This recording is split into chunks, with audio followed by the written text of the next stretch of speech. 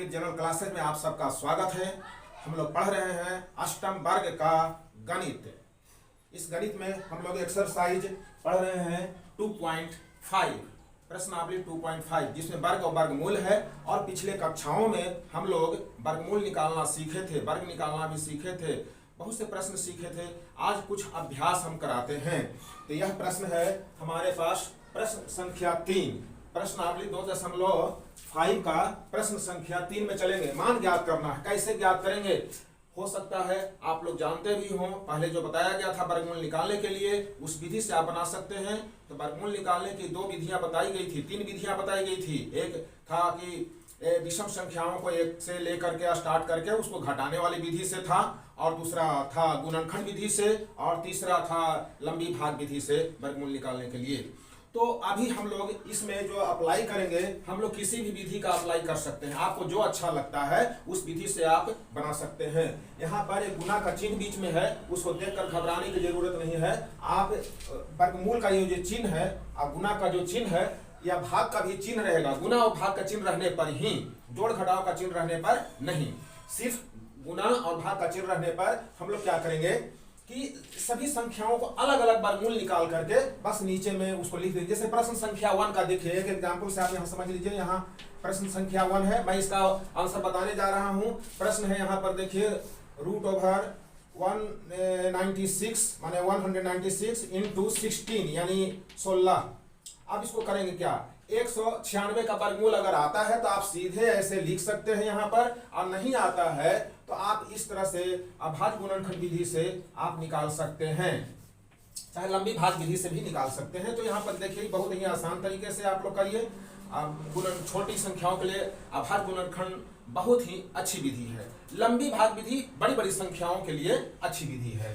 तो 2 से यहाँ भाग जब देंगे हम, यहाँ 9 दूनी 18 आ गया, 8 दूनी 16 है, 98 आ गया। यहाँ 2 से इसमें भाग पड़ जाएगा, 2 चौका 8, 2 नवा 18, यहाँ 7 से भाग लग जाएगा, 7 गुने 7। तो आप इसको लिख सकते हैं इस तरह से। यहाँ बराबर का चिन्ह यहाँ दीजिए, नीचे में स्पेस मिल जाएगा। और यहाँ देखिए 2 गुना 2 गुना 7 गुना 7, 2 गुना 2 को हम लिखेंगे 2 स्क्वायर, गुना 7 गुना 7 को लिखेंगे 7 स्क्वायर। आइए देखिए गुना का चिन्ह यहाँ दे ही दीजिए। आई 16 है, 4 चौका 16, ये तो कम से कम माइंड में ही इसका कैलकुलेशन कर सकते हैं। तो 4 स्क्वायर, इसको अभाज्य गुणनखंड नहीं है। 4 स्क्वायर हमें पता है कि 4 का वर्ग है 16, इसलिए 4 स्क्वायर सीधा सीधा लिख दिया गया। आप कोई प्रॉब्लम नहीं। ये वर्गमूल और वर्ग का चिन्ह है। देखिए वर्गमूल का ये चिन्ह है ऐसे वाला, और ये वर्ग जो स्क्वायर है पावर 2 जो है वो दोनों रहेगा एक साथ, तो दोनों हटा देंगे। हाँ, बशर्ते बीच में प्लस माइनस का चिन्ह नहीं होना चाहिए। याद रखें, बीच में यहाँ जो संख्याओं के बीच में प्लस माइनस का चिन्ह नहीं होगा। केवल गुना और भाग रहने पर ही यह प्रक्रिया लागू होगी कि वर्गमूल का चिन्ह और यह वर्ग का चिन्ह जो है दोनों एक साथ है, तो दोनों हट जाएंगे। तो यहाँ पर देख लीजिए, ये वर्ग का चिन्ह भी 2 जो है पावर वो हट गया, और ये वर्गमूल का चिन्ह है वो भी हट गया। क्या बचा? देखिए 2 गुना 7 गुना 4। अब इसे गुना आप कर लीजिए, 7 चौका 28, 28 दूनी 56, आंसर हो गया। देखिए कितना आसान विधि से हो गया।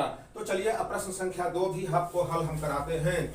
आप इसको अभ्यास करिए, कॉपी पर लिख कर अभ्यास करिए। चलिए प्रश्न संख्या 2 में चलिए। प्रश्न संख्या 2 यहाँ लिखा हुआ है, √441 गुना 121 बराबर। अब अगर पढ़े होंगे आप पहले, तो वर्ग जो अभ्यास कराया गया था 1 से 30 तक के वर्ग संख्याओं का वर्ग निकालने के लिए, उस विधि से आप जान रहे होंगे कि 441 किसका वर्ग है। अगर नहीं है तो आपको ऐसे निकाल लीजिए, कोई प्रॉब्लम नहीं। देखिए ये 3 से भाग लगेगा, क्यों लगेगा? 4 4 8 है 1 9, तो 9 है तो 3 से भाग लग जाएगा। 3 एकाई की 3, यहाँ 1 बचा 14, 3 चौका 12, यहाँ 2 बचा 21, 3 सत्ते 21। इसमें भी 3 से भाग लगेगा, 3 से भाग लग जाएगा, 3 चौका 12, 2 बचा 27 है, 3 नवा 27। यहाँ देखिए 2 7 से भाग लगेगा, 7 7 49। तो आप 421 को लिख सकते हैं। क्या लिख सकते हैं? 3 स्क्वायर गुना 7 स्क्वायर, 7 स्क्वायर। अब गुना ये वाला चिन्ह, जो ये वाला है गुना का चिन्ह, इसको दे दिया गया। 121 को अभाज्य गुणनखंड अगर आपको पता है तब तो आराम से निकाल सकते हैं, नहीं तो भाई आपको अभ्यास करना होगा। 2 से लगाइए, 3 से लगाइए, 5 से लगाइए, 7 से लगाइए, 9 11 से लगाइए, 13 से लगाइए। तो यहाँ पर देखिएगा 11 का ये वर्ग है 121, 11 का वर्ग है 11 21 7 से। पहले अब टेबल हम लोग सीखे थे इस प्रकार का, 11 21 7 से मतलब कि 11 गुना 11 होगा 121। तो यहाँ लिख दीजिए 11 स्क्वायर। अब इसको हम साफ कर देते हैं और यहाँ बराबर में यहाँ लिख लीजिए, क्या हो जाएगा, चिन्ह हटा दीजिए, वर्ग का चिन्ह हटा दीजिए, वर्गमूल का भी चिन्ह हटा दीजिए। यहाँ लिख लीजिए 3 गुना 7 गुना 11। अब इसको गुना करके आप लिख लीजिए, क्या लिख लीजिएगा, 7 या 21, 21 तिया 63। ये हो गया आंसर, ये हो गया प्रश्न संख्या 2 का। इस तरह आप प्रश्न संख्या 3 भी कर सकते हैं, बहुत भारी नहीं है। अंश का अंश में निकाल लीजिए वर्गमूल, हर का हर में निकाल लीजिए। चलिए अभ्यास में करा देता हूं, आप अभ्यास करिए और अभ्यास करके उसको पकड़ मजबूत करिए। इसको मैं साफ करता हूं और इसको देखिए, प्रश्न संख्या 3 हम आपको समझा रहे हैं, इसको समझिए। प्रश्न संख्या 3 यहाँ पर लिखा हुआ है, तो बहुत भारी नहीं है। √169 डिवाइडेड बाई 8100 कैसे करेंगे, यहाँ पर बहुत आसान तरीके से देखिए। 169 किसका हुआ, 13 में 13 से गुना करेंगे तो 169 आएगा।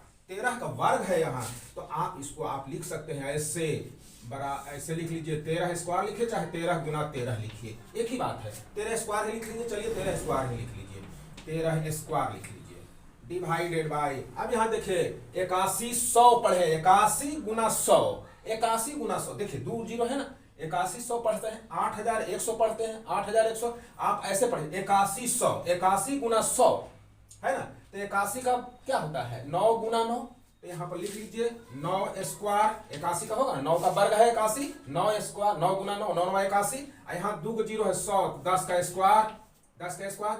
ऐसे भाई यहाँ पर सम, ये जो दाई तरफ इकाई दहाई के जगह पर अगर शुरू है माने वहां पर शून्य है और जोड़ा शून्य है, तो आप सिर्फ अंकों को इधर के शून्य को छोड़कर संख्या का वर्गमूल निकाल लीजिए और 2 शून्य के बदले 1 शून्य बैठा दीजिए, आपका आ जाएगा। लेकिन यहाँ पर क्रिया में मैं लिख दिया हूँ, यहाँ आप लिख लीजिए, देखिए वर्ग वर्गमूल दोनों है। 13 लिख लीजिए, 9 लिख लीजिए, 10 लिख लीजिए। यहाँ जहां बटा में है तो बटा में लिखे, अंश में तो अंश में लिखे, हर में है तो हर में लिखे। और यहाँ पर चलिए 13 ऊपर अंश में हो गया और 9 90 हो गया, 9 दहिए 90। ये आंसर हो गया प्रश्न संख्या 3 का। देखिए कितना आसान है ना। अब प्रश्न संख्या 4 चलिए, प्रश्न संख्या 4 क्या है प्रश्न, देखिए यहाँ पढ़िए। अंडर रूट में रूट ओवर वर्गमूल का चिन्ह जो है 196 बटा 361, 361 है। तो यहाँ मैं लिख लेता हूँ 196 बटा 361। अब यहाँ पर देखिए किसका वर्गमूल है 196, वर्ग किसका है 196, 196 किस संख्या का वर्ग है। क्या 14 में 14 से गुना किए हैं कभी?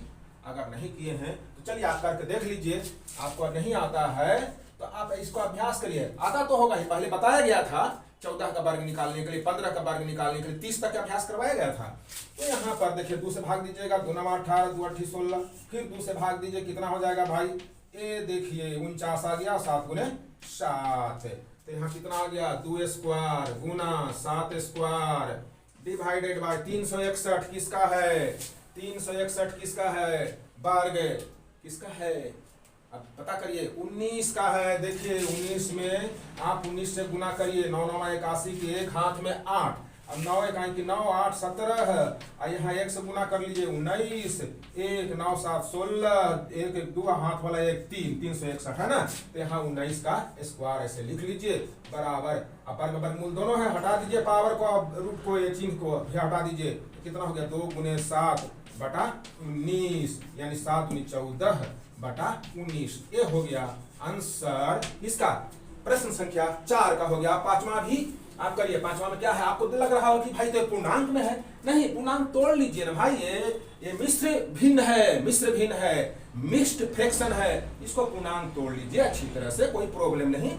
9 5 45 और 4 जोड़ लीजिए, कितना हो गया 49 बटा 9। अब उसको लिख लीजिए, इस तरह से करिए, इस तरह से करिए, रूट ओवर 5 पूर्णांक 4 बटा 9, इसको बराबर का चिन्ह दीजिए, पूर्णांक तोड़ लीजिए, 9 5 45, 45 और 4 49, 49 बटा 9।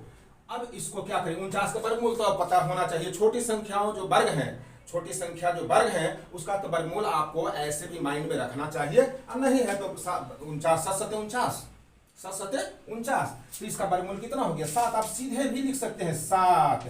अब 9 का वर्गमूल कितना होता है भाई, 9 किसका वर्ग है, 3 का, 3 गुणे 3, 3 तिया 9, तो आप सीधे यहाँ 3 लिख दीजिए। ऐसे बहुत आसान है, इतना शॉर्ट भी कुछ अपनाना चाहिए। आगे चलकर कंपटीशन वगैरह में और किसी परीक्षा में बैठेंगे तो आपको समय कम मिलेगा, और समय कम मिलेगा तो आपको शॉर्ट विधि अपनाना बहुत जरूरी है।